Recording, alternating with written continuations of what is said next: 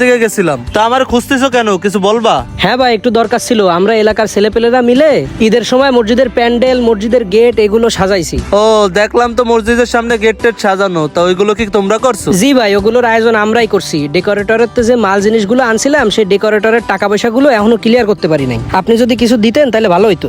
তা এইসব কালেকশন তোমরা ঈদের দিন করতে পারো না? ঈদ শেষ, এখন আবার কিসের কালেকশন? ভাই শোনেন, আমরা ঈদের দিন কালেকশন করছি, কিন্তু আল্লাহর রহমতে এবছর আবহাওয়া অনেক ভালো ছিল, যার জন্য বেশিরভাগ মানুষ বড় জামাত হয় যে জায়গা, বিভিন্ন ঈদগাহে ওইসব জায়গা যায় নামাজ পড়ছে।